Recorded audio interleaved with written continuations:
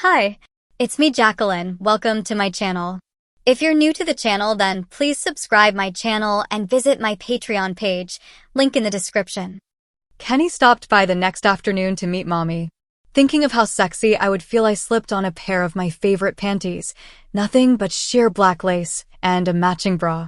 I wore a pair of the tightest jeans I owned, a white crocheted top, and a pair of heels.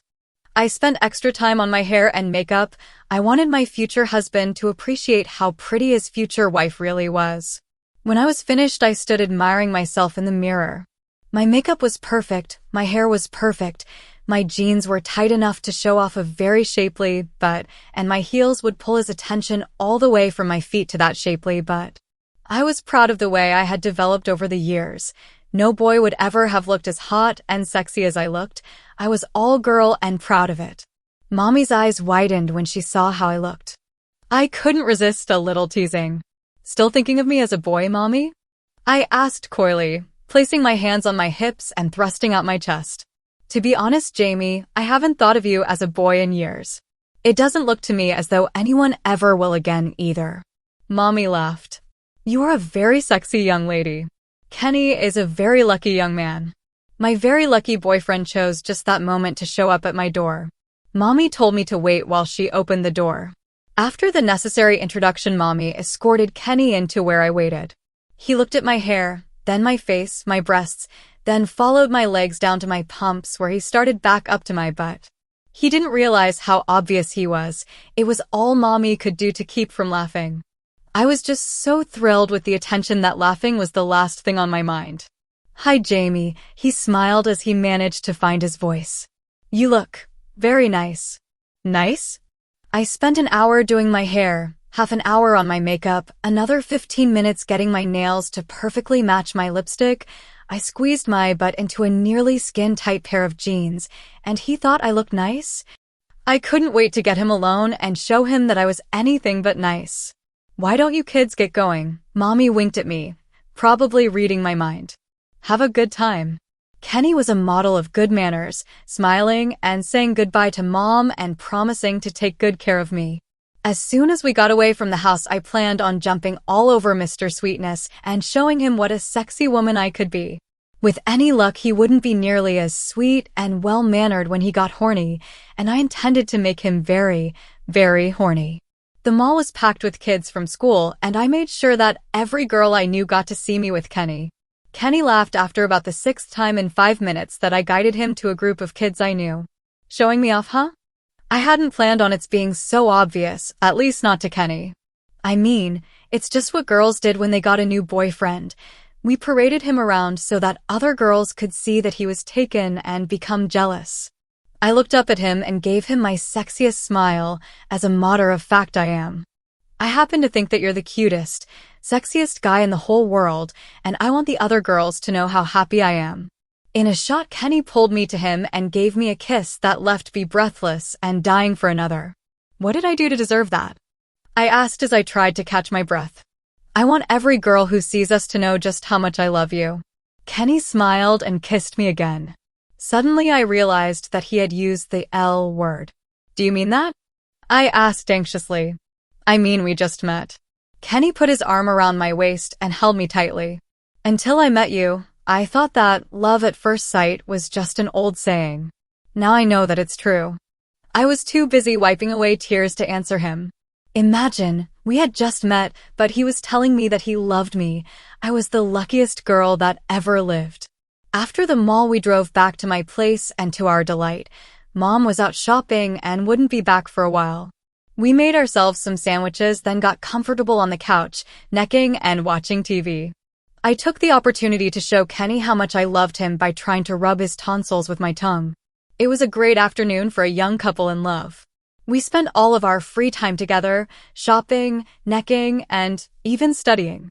I was considered to be the smartest girl in school, but Kenny managed to take the title from the smartest boy, creating a friendly rivalry between us to see who could get the best grade.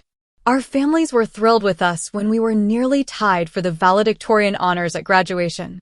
I won, but it was only because Kenny got a 98% on a test that I managed to ace. I'm sure that a lot of people thought that Kenny and I would eventually break up. After all, we were only 17 when we met, and 17-year-olds just don't fall in love. Or so they thought.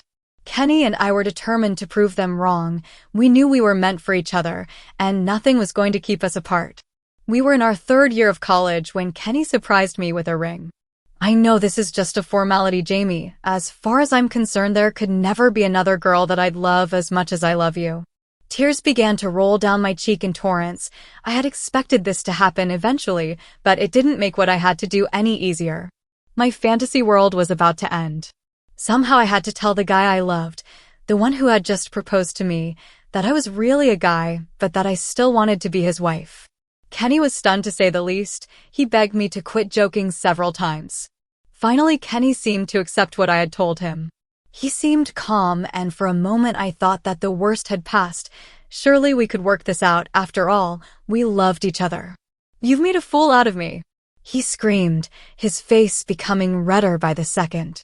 "You let me believe you were really a girl I fell in love with. What kind of sick person are you anyhow?" "Please, Kenny, let me explain." I sobbed. I wanted to say something, but I couldn't stand the thought of losing you. I never, ever wanted to make a fool out of you. I want to be your wife. Kenny refused to listen to my pleadings and stormed out of the house, leaving me devastated. I would be ruined if he said a word to anyone, but worst of all, I had forever lost the only one I could ever have loved. Mom tried to console me, but it was no use. I couldn't sleep. I couldn't study, so I dropped out of college. I just didn't want to live. Why I didn't kill myself that day, I'll never know. Nikki stopped by a few days later and insisted that we talk. Not wishing to lose the only friend I had left, I agreed. "Kenny claims he broke off the engagement because you're a guy. What in God's name is he talking about? I've known you since we were little girls. If you're a guy, I have to have a long talk with my mom." "You'd better call your mom, Nikki." My voice broke up as I talked. "Your brother's is right, sort of." I ran through the entire story about how I was supposed to go to the juvenile detention center until I turned 18, but Mom had made this goofy deal with the judge. I gave her all of the details about the post-hypnotic suggestions, Aunt Patty's teaching me how to be a girl, and Mom and I finally moving to Arizona so that I could start a new life as a little girl. It wasn't my idea to fool anyone, Nikki, least of all Kenny. I fell in love and there was no way out for me. I never meant to hurt him. I love him too much for that. Nikki started to grin, then broke up laughing. Having Nikki laugh at me was the last straw. "Get out," I demanded as I rose from the table. "I was totally honest with you. I never expected you to laugh at me like I was some sort of a freak." "No, Jamie, it's not that," Nikki explained as I reached for the doorknob. "I believe you, honestly I do. Don't throw me out, please." "What were you laughing at then?" I asked as I relaxed my grip on the doorknob. Nikki and I had been best friends ever since we met. Why would she laugh at me? The irony of it all, she shrugged. "If you're not a girl, then I'm in trouble. How can I ever get used to losing all of those cute guys to a boy?" Nikki threw her arms around me and held me tight while I sobbed. "It's okay, Jamie. I believe everything you told me. It must have been absolutely terrible for you. One day you're a teenage boy and the next thing you know you're a little girl in frilly dresses playing with baby dolls. We grew up together though, and I know that there's just no way you could be a guy. My brother's too stupid to realize that he's losing someone that would love him unconditionally for the rest of her life. He's not good enough for a girl like you." "No, don't say that, Nikki," I begged. "I love your brother and I'd do anything to make him happy. He's the most wonderful guy I've ever known. Let me see what I can do, okay?" Nikki asked with a smile. "Don't go off the deep end on me. I couldn't bear losing my best girlfriend." I promised Nikki that I'd hold on and hope she could somehow help. 3 long weeks had gone by when there was a knock at the door one evening. I was upstairs in my room, but heard familiar voices downstairs. "Jamie, please come down here." Mommy called to me. "We have visitors." When I got downstairs, I was surprised to see Nikki, her mom, Dad, and Kenny standing there. "We have to talk," Nikki announced as she led her family to the dining room table. Nikki's dad started things off with a bang. "It's nice to see you again after all these years, Jamie. I just wish it was under more pleasant circumstances. It seems there's always a problem whenever we get together." "Excuse me, Mr. Hodges, but have we met before?" Nikki's stepdad seemed vaguely familiar to me. I couldn't seem to place his face, but looking at it gave me a very bad feeling. I'm sorry, Nikki. Maybe I should have introduced myself a bit better. He smiled and extended his hand. The last time we met, I was a judge in a little town called Riverglen. Suddenly I remembered, and I knew why I felt so badly. I was talking to the man who sentenced me to this life, the one who was ultimately responsible for both my past happiness and current misery. Turning to Kenny, he shook his head. Maybe I can shed a little light on this matter for you. 8 years ago, a boy came before me with a record of problems. He'd had too many chances in the past to give him another one. He was going to be spending several years with some of the worst kids society had ever known. I knew he needed another chance, but there wasn't any way that I could justify releasing him to cause more trouble. When his mother begged me to show mercy, I just had to find a way to help. You helped him by making him pretend to be a little girl? Kenny asked in shock. I hope you're happy with your little Frankenstein monster. Watch your mouth, young man. Nikki's mom shouted at Kenny. I've known this young lady since she was a little girl, and I will not have you talking to her like that. Young lady? Little girl. Kenny laughed. I don't think so. He's no more a girl than I am. You're wrong, Kenny. Nikki weighed in on my side. I grew up with Jamie. We did everything together since we were little girls. She slept at my house, and we took showers together in school. Trust me when I tell you that Jamie is all girl, physically and mentally. If you're too goofy to realize that she loves you, then you don't deserve her. I can fix her up with any one of a dozen guys I know who'd be thrilled to have her. She doesn't need you. Don't say that, Nikki, please. I know you mean well, but I do need Kenny. He's the only guy I could ever love. I turned to Kenny. I was serious when I told you that I loved you, Kenny. I was serious about doing anything for you also. I wish it could have worked out, but I understand. I had to stop. My self-control had given out and I broke into tears. Jamie stopped being a boy years ago, Kenny, his father told him. One of the requirements of his probation was that I be kept informed of what was happening in his life. I know everything about a young woman named Jamie Kaur and nothing at all about a boy named James Kaur. Mentally, she became a girl years ago. A minor operation will complete her physical transformation. Becoming a girl was not something she wanted to do. It was forced upon her, and she has adjusted exceptionally well. It's up to you, Kenny, Nikki's mom. Personally, though, if I were Jamie, I'd tell you to hit the road. A wonderful woman like her can find another guy faster than you could imagine. Nikki was right, you need Jamie. She doesn't need you. There was nothing but silence in the room for the longest time. Finally, Nikki's dad pushed away from the table and stood up. You're the biggest damn fool I've ever known, Ken, but it's your life to screw up. Nikki and her mom stood also and started to leave. Sorry, Jamie. We tried, but my brother is a jerk. Don't worry, though. I know this great guy named Jack that's available. I'll try to fix you guys up. Don't you dare. Kenny shouted suddenly.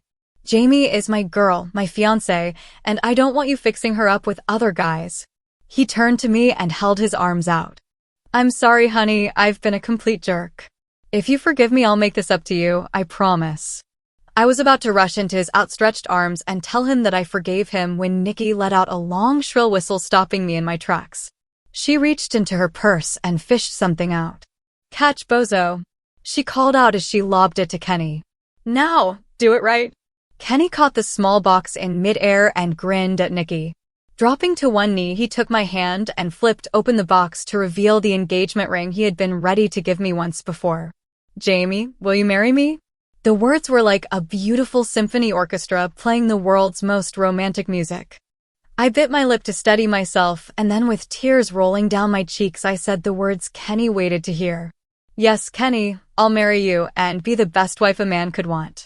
Our families clapped and cheered as Kenny held me and kissed me. I looked over his shoulder to see Nikki giving me a thumbs-up sign. I relaxed my hold on Kenny just long enough to return the gesture, then quickly got back to hugging and kissing my future husband. I had the final surgery when I was 21, well 25 actually, but a girl really shouldn't discuss her age. Kenny was there when I went under, and he was the first person I saw when I woke up. I hope you appreciate what I've done for you, I teased. There's no going back now. Kenny kissed me on my forehead. Don't worry about going back, honey, he whispered in my ear. Our future is ahead of us. When I was released, I was given a set of things called stints in various sizes. They were shaped like pens and were to be used to stretch my new opening and keep it from closing up. Kenny offered to handle the job for me, but I was still in a lot of pain, so I had to give him a rain check. I promised to redeem it as soon as possible. I was just as anxious to make love to him as he was to me. Several months later, we were married and decided on a honeymoon cruise. "Leave your little friends at home, baby," he said with a wink. "I'll be handling the job from now on." Once we were in our cabin, I started to unpack the frilly negligees and sexy lingerie I had brought to tease Kenny with. "Do you still think of me as a boy, Kenny?" I teased as I slipped on a sheer baby doll nightie. Kenny looked me over and got a wicked-looking grin on his face. "I'm sure the doctors did a good job, my love, but you're not officially a woman until I make you one." Kenny pulled me close to him and started to nibble and suck on my breasts. I couldn't believe the feelings that were shooting through my body. Just as I was sure I couldn't take any more, he gently lowered me to the bed and began kissing every inch of my body. When he got to my crotch, he showed me that tongues could be useful for more than speaking. He lingered for a while, driving me crazy with desire. Finally, I grabbed his head and pulled him to my lips for a kiss. "I've been a girl since I was 9 years old. Make a woman out of me, please?" I begged. Hours later, I was a woman 6 times over. I ran my fingers through my husband's chest hairs and realized that I owed my mother, and realized that I had lived a very strange life as a boy, a little girl, and now a woman and a wife. I looked down at Kenny and noticed the bulge in his shorts. I gently slid them down and proceeded to pay my darling husband back for making a woman out of me. Please subscribe for the next part and visit my Patreon page for early access.